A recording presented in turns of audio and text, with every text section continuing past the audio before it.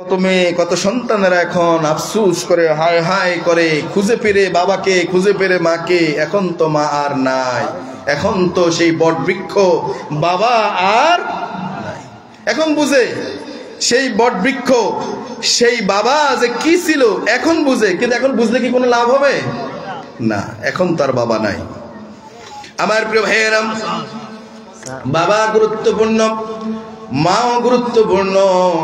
আল্লাহর পক্ষ থেকে দুনিয়ার সন্তানের জন্য বড় নিয়ামত হচ্ছে তার মা এবং তার বাবা।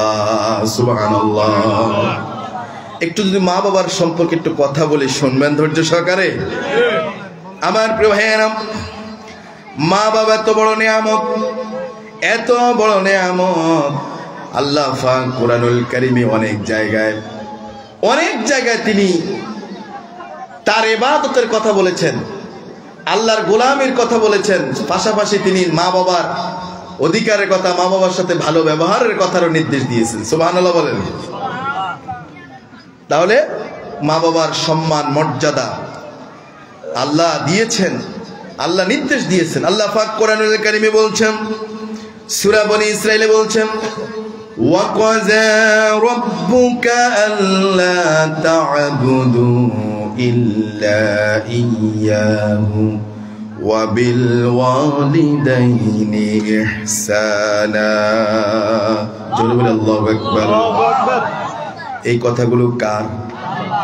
এত আস্তে বললেন, এই কথাগুলো কার? বিশ্বাস হয়? 100-এ কত?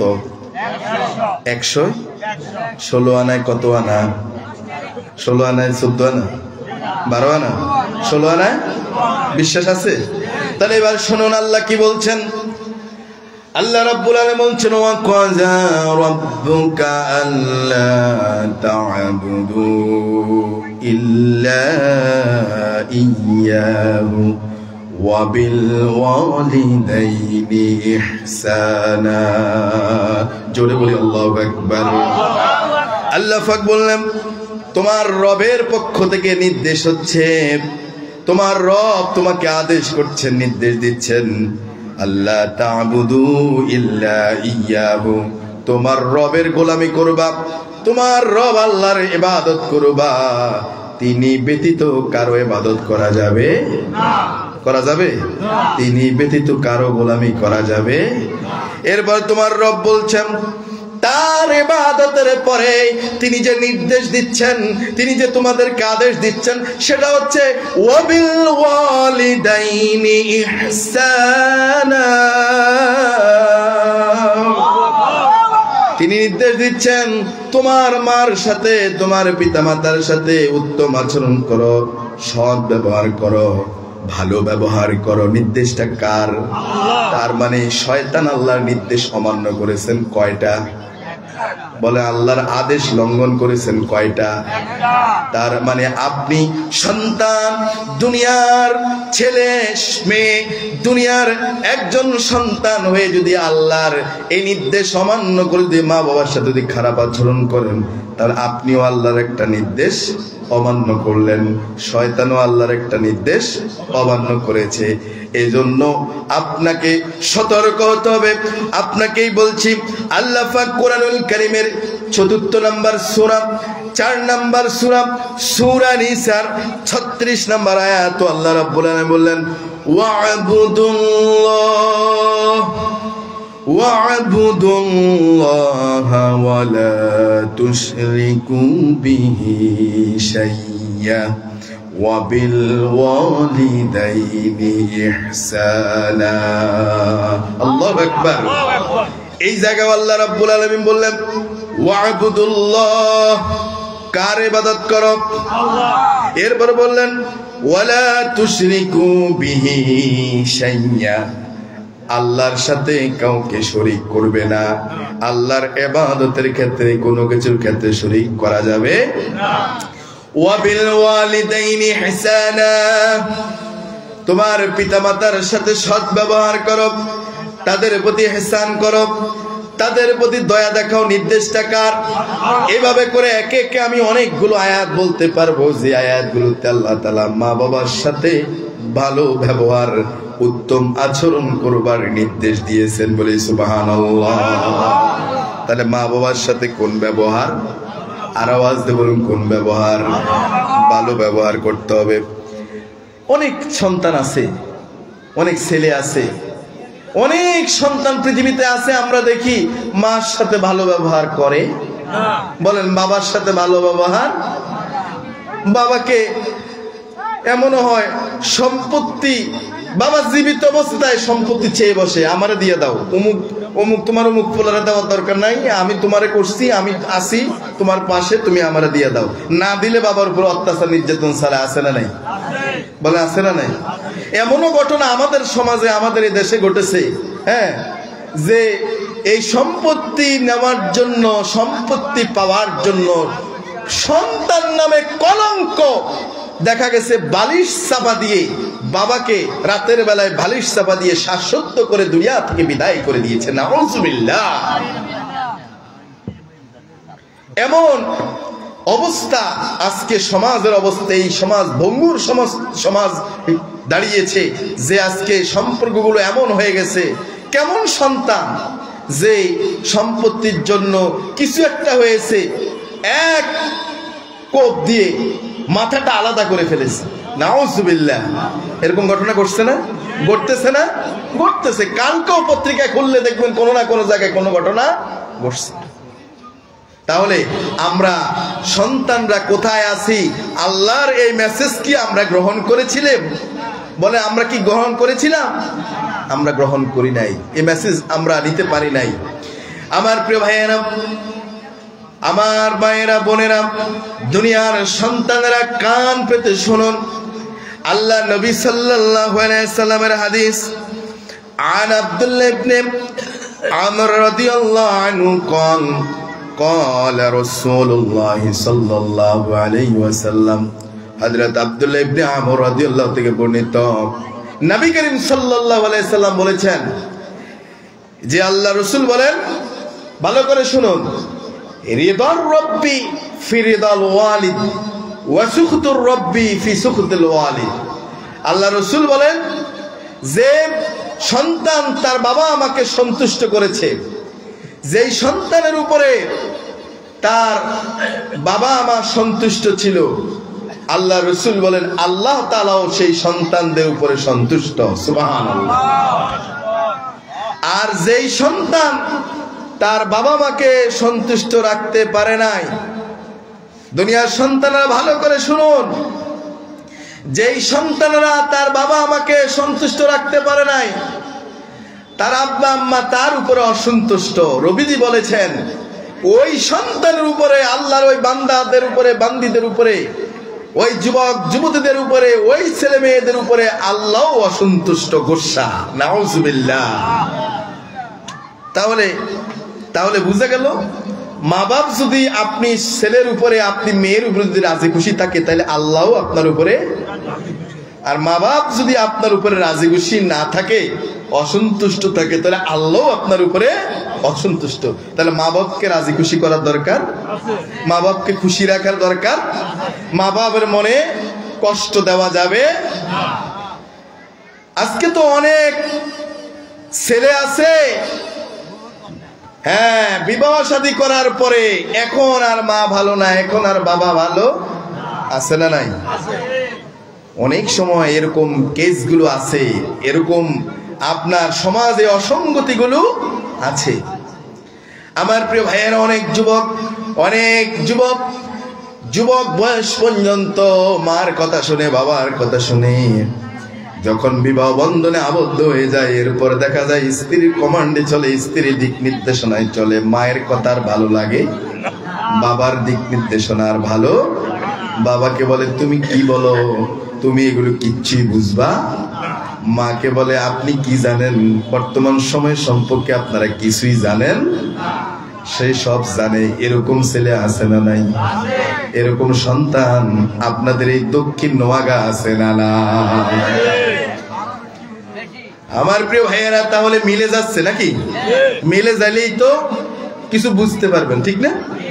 আমার প্রিয় ভাইয়েরা, এইভাবে করে যেই স্ত্রীরা, ও দুনিয়ার স্ত্রীরা কান পেতে শোনো, কান খাড়া করে শোনো, এই দুই কান দিয়ে নয় শুধু, ও আমার মা জাতিরা যারা স্ত্রী হয়েছ, যারা নাকি আমার বোন আছো, যারা নাকি স্বামীর সংসার করছো, যারা নাকি এখন বিবাহিত জীবনে আছো, তাদেরকে উদ্দেশ্য করে বলছি, ও আমার মায়েরা, ও আমার বোন, এই যে তুমি যে সলা পরামর্শ কুপরামর্শ দিয়ে ওই অমুক মা অমুক বাবার ছেলেটাকে যে তুমি কানবাড়ি করলা, তুমি যে তাকে তাদের থেকে অন্যদিকে ডাইভার্সন করলা, অন্যদিকে নিয়ে যাচ্ছ, মনে রাখবা সে তো তাদের সন্তান, সে তো তার মায়ের নাড়ি ছেঁড়া ধন, সে তো তার বাবার স্বপ্ন আকাঙ্ক্ষা, সে তো তোমার শ্বশুর শাশুড়ির জীবনের স্বপ্ন আশা আকাঙ্ক্ষা।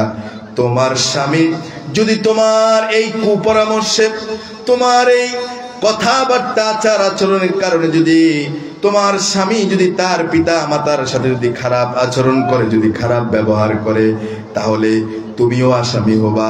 আর অবশেষে তার মা বাবাকে সে রাজি খুশি না থাকার কারণে এই তোমার স্বামী সেদিন জাহান্নামে যাওয়ার জন্য রাস্তা তৈরি হয়ে যাবে। তুমি কি চাও তোমার স্বামী জাহান্নামে যাক? এটা যদি না চাও তুমি আসামি হয়ে যাবা। এটা যদি না চাও তাহলে আজ থেকে সিদ্ধান্ত গ্রহণ করো, তোমার স্বামী, তোমার শ্বশুর শাশুড়ির সন্তান, তারা যেই কথা বলবে, যেই রায় দিবে, এটার ব্যাপারে তোমার এখানে কোনো কথা থাকবে, কোনো কথা থাকতে পারে? এটা যদি সিদ্ধান্ত নাও, আল্লাহ তোমার উপরে রাজি খুশি হবে, তুমি দুনিয়া তো শান্তিতে থাকতে পারবা, সংসার জীবন হবে শান্তি বারাকাময়, রহমত, শ্বশুর শাশুড়ির দোয়া থাকবে, বদদোয়া থাকবে, দোয়া থাকবে না বদদোয়া, দোয়া বদদোয়া থাকবে না। আর যদি তুমি এগুলো করো তাহলে তুমি সংসারকে ক্ষতিগ্রস্তের দিকে নিয়ে গেলা, স্বামীকেও ক্ষতিগ্রস্তের মধ্যে ফেলে দিলা, তুমি নিজেও বরাডুবি ডুবলা, সব কিছু হারাবা, দুনিয়াও বরবাদ, আখিরাতও বরবাদ, আমও গেল, সালাও গেল, খাসারাতাদ দুনিয়া ওয়াল আখিরাত, দুনিয়াও ক্ষতিগ্রস্ত হলো, আর চূড়ান্ত ভাবে আখিরাতও ক্ষতিগ্রস্ত হবে। কথা বলে ঠিক কিনা? এজন্য একটা ঘটনা আপনাদেরকে শোনাই। একজন সাহাবী, সেই সাহাবী রাসূলের সাহাবী, বলি আলহামদুলিল্লাহ, রাসূলুল্লাহ সাল্লাল্লাহু আলাইহি ওয়াসাল্লামের সাহাবী, নাম হচ্ছে হযরত আলকামা। হযরত আলকামা রাদিয়াল্লাহু আনহু, তিনি যখন মুমূর্ষু অবস্থায় জীবনের শেষ সময়ে চলে এসেছেন, মনোযোগ আছে সবার? মনোযোগ আছে? জীবনের শেষ সময়ে চলে এসেছেন, এই অবস্থায় মুখ দিয়ে কালিমা বের হচ্ছে না, মুখ দিয়ে কালেমা বের হচ্ছে না। কি ব্যাপার? এই সংবাদ রাসূলের কাছে চলে গেল, রাসূল, আপনার প্রিয় সাহাবী আলকামা দুনিয়া থেকে বিদায় নিবে, মুমূর্ষু অবস্থায় জীবনের শেষ সন্ধিক্ষণে চলে এসেছে, কিন্তু জবান দিয়ে কালেমা বের হচ্ছে না। সাহাবেরা বলতেছেন, পড়ুন লা ইলাহা ইল্লাল্লাহু মুহাম্মাদুর রাসূলুল্লাহ সাল্লাল্লাহু আলাইহি ওয়াসাল্লাম, কিন্তু সাহাবীর জবান দিয়ে কালেমা বের। এবার এই সংবাদ যখন রাসূলের কাছে গেল, রাসূলুল্লাহ সাল্লাল্লাহু আলাইহি ওয়াসাল্লাম তিনি এবার ডাক দিলেন যে তার স্ত্রী আছে, আছে, স্ত্রীকে ডাকলেন। আলকামার স্ত্রীকে বললেন, ও আলকামার স্ত্রী, তোমার স্বামী কেমন ছিল বলো আমারে, তোমার স্বামীর চরিত্র, তোমার স্বামীর সম্পর্কে বলো, স্বামী কেমন ছিল? বলে, হুজুর, ইয়া রাসূলুল্লাহ, আমার স্বামী খুব ভালো ছিল, আল্লাহওয়ালা ছিল, পরহেজগারী লোক ছিল, নামাজ পড়তো, রোজা রাখতো, আমার স্বামী ভালো ভালো কাজ করতো, কোনো খারাপ কাজ করতো না। আমি দেখি নাই, আমি সবসময় দেখছি তারে আমলে চলে, নেক কাজই করে, আলহামদুলিল্লাহ। এবার রাসূলুল্লাহ সাল্লাল্লাহু আলাইহি ওয়াসাল্লাম বললেন যে আলকামার বাবা আছে নাকি, মা আছে নাকি? সাহাবীরা বললেন, একজন বললেন, ইয়া রাসূলুল্লাহ, আলকামার ঘরে আলকামার বৃদ্ধা মা আছেন। কে আছেন? বলেন, কে আছেন? মা আছেন। এবার রাসূল বলল, আলকামার মাকে আনো। আলকামার মাকে আনা হলো, বৃদ্ধা মাকে। রাসূল বললেন, এই যে মুমূর্ষু অবস্থায় আছে আলকামা, এই তোমার সন্তান। আচ্ছা, আপনি আমাকে বলুন তো মা, আপনি আলকামার উপরে কোনো কারণে আপনি গোসা আছেন নাকি? আপনার মনে আলকামা কোনো সময় কষ্ট দিছে কিনা? বলল হ্যাঁ, আমার আলকামার আমাকে কষ্ট দিয়েছে, মনে বড় ব্যথা আছে। রাসূল বললেন কি ব্যথা আমাকে বলেন। বলল ইয়া রাসূলুল্লাহ, এ আলকামা যখন বিবাহ বন্ধনে আবদ্ধ হয়েছিল, বিবাহ বন্ধনে আবদ্ধ হওয়ার পর থেকে আমার আলকামা আমার কোনো কমান্ড মানতো না, আমার কোনো কথা শুনতো না, বউয়ের কথাই শুধু চলতো। এরকম সন্তান আছে না নাই? আমার প্রিয় ভাইয়েরা, ও মুরব্বী বাবারা, যুবকেরা, ও আমার মায়েরা, ও দুনিয়ার স্ত্রীরা, কান পেতে শোনো। এই সাহাবী আলকামার ব্যাপারে তার মা বলছে, আমার মনে বড্ড ব্যথা, আমার সন্তান আমার কথাকে বিবাহের পর থেকে প্রাধান্য না দিয়ে স্ত্রীর কথাকে প্রাধান্য দিত, এজন্য আমার মনে ব্যথা। রাসূল বললেন, আলকামার মা, আপনি তার মাফ করে দেন, সে তো দুনিয়া থেকে এখনই চলে যাচ্ছে। এই বিদায় বেলা আপনার তো সন্তান, আপনি তাকে কি করেন? মাফ করে দেন। আপনি তাকে মাফ না করেন, তার কালেমা নসিব, বলেন কালেমা নসিব হবে না। ঈমান নিয়ে যেতে পারবে, সে যত বড়ই হোক ঈমান নিয়ে যেতে পারবে। ও দুনিয়ার সন্তানেরা, কান খাড়া করে শোনো। ওই সাহাবীর এমন অবস্থা হয়েছে, মার মনে ব্যথা দেওয়ার কারণে, মায়ের মনে কষ্ট দেওয়ার কারণে, এই কষ্টটা এত বড় কষ্ট হয়ে গেছে, মা মন থেকে ডিলিট করে নাই, মুছে দেয় নাই, যার কারণে আলকামার জবান দিয়েও কালেমা বের হয় না। রাসূল বললেন, আলকামার মা, আপনি তাকে ক্ষমা করে দিন। আলকামার মা বললেন, না রাসূল, ও আমারও অনেক ব্যথা দিয়েছে, আমি ক্ষমা করতে পারবো। রাসূল বললেন, আলকামার মা, আপনি যদি তারে মাফ না করেন তাহলে তো সে বেঈমান হয়ে মারা যাবে, জাহান্নামে যাবে, জাহান্নামের আগুনে জ্বলবে। তাহলে ও সাহাবীরা, তোমরা যাও, লাকড়ি সংগ্রহ করো। যেই সাহাবী, আমার যেই সাহাবী, যেই সন্তানটা মার খেদমত করে নাই, মার মনে আঘাত দিয়েছে, জাহান্নামের আগুনে জ্বলবে, ওরকম সন্তানকে আমরা দুনিয়াতে আগুন দিয়ে জ্বালিয়ে পুড়িয়ে ছাই করে দেব। যাও সাহাবীরা, লাকড়ি সংগ্রহ করো, জ্বালানি সংগ্রহ করো, এখনই আলকামাকে জীবন্ত অবস্থায় আমরা পুড়ে দেব, ছাই করে দেব। এই কথা বলে লাকড়ি আনা হলো। যখন ওই আলকামাকে লাকড়িতে পেড়ে দেওয়া হবে, আগুনে ফেলে দেওয়া হবে, সাহাবীর আলকামার বৃদ্ধা মা দেখলো এই অবস্থা দেখে সাথে সাথে ওই বৃদ্ধা মা বলল, ইয়া রাসূলুল্লাহ, ওগো আল্লাহর রাসূল, আলকামা আপনার সাহাবী হতে পারে, কিন্তু আমার নাড়ি ছেঁড়া আদরের ধন আলকামা। আমার আলকামাকে আমি 10টি মাস গর্ভে ধারণ করেছি, আমার আলকামাকে আমি পেটে ধরেছি, 10টি মাস তাকে পেটে ধারণ করেছি। আমার আলকামা আমাকে পেটে থাকা অবস্থায় হাত দিয়ে গুতা মেরেছে, পা দিয়ে লাথি মেরেছে। আমি মা সবার শেষে সংসারের শ্বশুর শাশুড়িকে, দেবর বাসুর সবাইকে, জালদেরকে সবাইকে খাবার পরিবেশন করে সন্তানদেরকে খাবার খেয়ে পাতিলে কিছু আছে কিছু নাই এগুলো নিয়ে খেতে বসেছি, একটু খাবো, কয়েক লোকমা দিয়েছি। দুনিয়ার মা গুলো এমন হয়, সন্তান যখন পেটে ধারণ করে খাবারের প্লেট নিয়ে কয়েক লোকমা দেয়, সন্তান পেটের ভিতরের ওই সন্তানটা 7 মাস 8 মাস 9 মাস হয়ে গেছে, একটা জীবন্ত মানুষ এই পেটের ভিতরে আরেকটা জীবন্ত 4 কেজি 3 কেজি 2 কেজি জীবন্ত মানুষকে ক্যারি করে, বহন করে, কত কষ্ট। এরপর ওই সন্তানটা, আমি আপনি একটু চিন্তা করেন, যখন মায়ের গর্ভে ছিলাম, চক্ষু বন্ধ করে চিন্তা করেন, মনে করেন এই মুহূর্তে আমি ওই মুহূর্তের কথা স্মরণ করছি। একদিন আমিও আমার মায়ের পেটে ছিলাম, আপনিও ছিলেন, আপনিও আপনার মায়ের পেটে ছিলেন। আমরা এই হাত দিয়ে কত গুতা মেরেছি, পা দিয়ে কত লাথি মেরেছি, কি মারি নাই? মেরেছিলাম। আমার মা খাবার খেতে বসেছে, সন্তান লাথি মেরেছে, তীব্র যন্ত্রণা, ফেন ব্যথা শুরু হয়ে গেছে। মা খাবারের প্লেটটা আস্তে করে সরিয়ে দিয়ে মা চোখ দিয়ে পানি ধরে আর খাবার খায় না।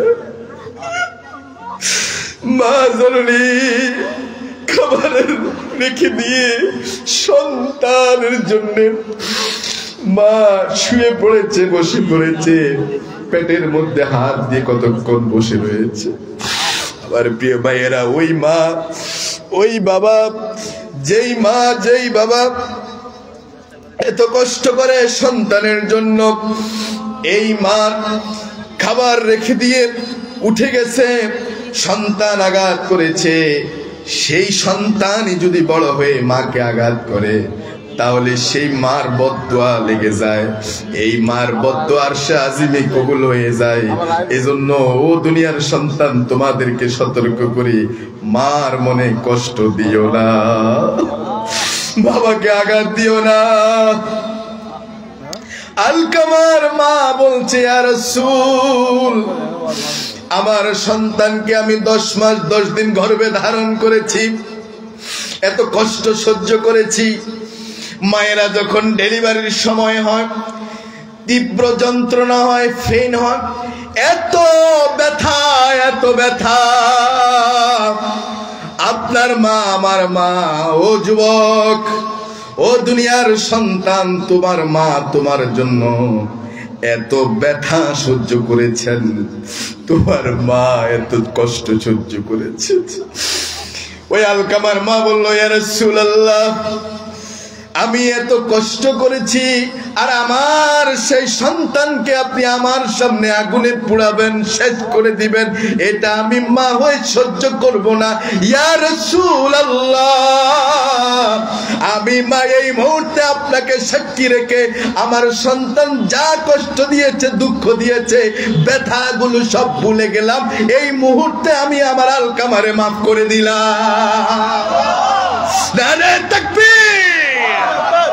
আলকামার মা বলল, রাসূল, আমি আলকামারে মাফ করে দিলাম। আমার প্রিয় ভাইয়েরা, এতক্ষণ পর্যন্ত আলকামার জবান দিয়ে কোনো কালেমা বের হয় না। যখনই বললেন, আলকামার মা বললেন, রাসূল, আমি আলকামাকে মাফ করে দিলাম, এই কথা বলার সাথে সাথেই কোন অদৃশ্য শক্তিতেই আলকামার জবানটা খুলে গেল, অটোমেটিকলি ভাবে আলকামার জবান দিয়ে বের হয়ে গেল, শাহাদাতু আল্লাহ ইলাহা ইল্লাল্লাহু ওয়া আশহাদু আন্না মুহাম্মাদান আবদুহু ওয়া রাসূলুহু। এজন্য মা বাবার মনে কষ্ট দিলে কালেমা নসিব হবে না, মা বাবার মনে কষ্ট দিলে কালেমা নসিব হবে না। আমার প্রিয় ভাইয়েরা, কয়েক বছর আগের ঘটনা আপনাদের অনেকের মনে আছে যে চাঁদপুরে ওই মুন্সিগঞ্জে ওই জায়গায় সম্ভবত 60 নলে লঞ্চ ডুবেছিল, আরো কয়েক বছর আগে। এরপরে আরো কয়েক বছর আগে ওই যে সদরঘাটে লঞ্চ ডুবেছিল। আমার প্রিয় ভাইয়েরা, এরকম মাঝে মাঝে অনেক ঘটনা ঘটেছে, পত্রিকায় এসেছে, মিডিয়ায় এসেছে। আমার প্রিয় ভাইয়েরা, এমন এক ঘটনা, হৃদয় বিদারক ঘটনা ঘটেছে। মা কাকে বলে শুনুন। দেখা গেছে মায়ের সন্তান, ছোট্ট বাচ্চা, মা ওই বাচ্চাটিকে লয়ে নিয়ে আসে। মা দেখা গেছে ওই সন্তানটিকে ছাড়ে নাই, লঞ্চ ডুবে গেছে। এখন এমন অবস্থা যে যদি সন্তানকে নিয়ে মা, মহিলা মানুষ সাঁতরিয়ে জীবন বাঁচানো অনেক কষ্ট না? হ্যাঁ, কিন্তু সন্তানকে যদি ছেড়ে দেয়, ছেড়ে দিয়ে যদি সে যদি কোন রকম ভাবে চেষ্টা করে, সম্ভাবনা খুব বেশি তাকে বেঁচে যাওয়ার, তাই না? কিন্তু আরেকটা লোককে সাথে নিয়ে তাকে বাঁচাতে গিয়ে দেখা যায় যে অবশ্যই ক্ষতিগ্রস্ত হওয়ার সম্ভাবনা। কিন্তু মা কাকে বলে? ও দুনিয়ার সন্তানেরা শোনো, তুমি যে তোমার দিলের মধ্যে তোমার মায়ের স্থান দিচ্ছ না, তোমার মার প্রতি মহাব্বত হচ্ছে না, বাবার প্রতি মহাব্বত হচ্ছে না। শোনো, তোমার মা কেমন? ওই মা সন্তানটিকে বুকের মধ্যে জড়িয়ে ধরেছেন, মা সিদ্ধান্ত নিয়েছেন বাঁচলে সন্তানকে নিয়েই বাঁচবো, মরলে ওই মরে যাব, আমি থাকবো না, সন্তান আমার দুনিয়ায় থাকবে না, আমি মা থাকি কি করে? ওই মা ওই যে সন্তানকে আঁকড়িয়ে ধরে রেখেছে, লাশটা পাওয়া গেছে, যে হাত যে শক্ত করে ধরে রেখেছে, ওই অবস্থায় মা এবং সন্তান এভাবে করে শক্তভাবে মার দুই হাতটা সন্তানকে নিয়ে বুকের সাথে জড়িয়ে আছে। আমার প্রিয় ভাইয়েরা, সেই মায়ের মনে কষ্ট দাও, কপাল পড়া সন্তান। তোমাকেই বলছি, সেই মায়ের মনে কষ্ট দিলে তুমি দুনিয়াও হারাবা, আখিরাতও হারাবা। মা কাকে বলে? বাবা। বাবা এত বড় নিয়ামত, মাথার উপরে বট বৃক্ষ বাবা। যেই বাবা তোমাকে কখনো বুঝতে দেয় নাই সমাজের যেই ক্রাইসিস, তার ফ্যামিলিগত সাংসারিক ক্রাইসিস তোমাকে কখনো বুঝতে দেয় নাই। নিজে ছেঁড়া তালি দেওয়া, সেলাই করা কয়েকটা তালি দেওয়া জামা পড়েছে, কিন্তু তোমারে নতুন নতুন জামা প্রত্যেক ঈদে দিয়েছে। নিজে ঈদের সময় নতুন জামা নেয় না, তোমার জন্য নতুন জামার ব্যবস্থা করেছে। সে হচ্ছে তোমার বাবা। যেই বাবা তোমাকে মানুষ করার জন্য, তোমার লেখাপড়ার খরচগুলো জোগাবার জন্য দিনের পর দিন পরিশ্রম করে গিয়েছে, অফিসে চাকরি করেছে, কেরানির চাকরি করেছে, অফিসে বা বিভিন্ন জায়গায় কাজ করেছে, মাঠে ঘাটে কাজ করেছে, রিক্সা চালিয়েছে, ভ্যান চালিয়েছে, কত পরিশ্রম করেছে। অফিস ডিউটি 4টা বাজে শেষ হয়ে যেত, তারপরে আবার ওভার টাইম করেছে একটু তোমাদেরকে ভালো রাখার জন্য। তোমরা 4-5 ভাই বোন, তোমাদেরকে ভালো রাখার জন্য বাড়তি কষ্ট করেছে, ওভার টাইম করেছে, আরেক জায়গায় কাজ করেছে, রাতের বেলায় ঘুমটাকে হারাম বানাইয়া দিছে। এত কষ্ট করে তোমাদেরকে মানুষ করছে। ও সন্তান, তুমি বড় হইয়া শিক্ষিত হইয়া সেই বাবাকে বৃদ্ধাশ্রমে পাঠিয়ে দাও, সেই মাকে বৃদ্ধাশ্রমে পাঠিয়ে দাও। তোমার স্ত্রীর কথায় তুমি কুপরামর্শে কাজ করছো। মনে রেখো, কপাল পড়া সন্তান, দুনিয়াও তুমি লাঞ্ছিত হবা, আখিরাতে আল্লাহর ধরা আছে না না? আর আছে না নাই? হ্যাঁ, চলো কেন চলো।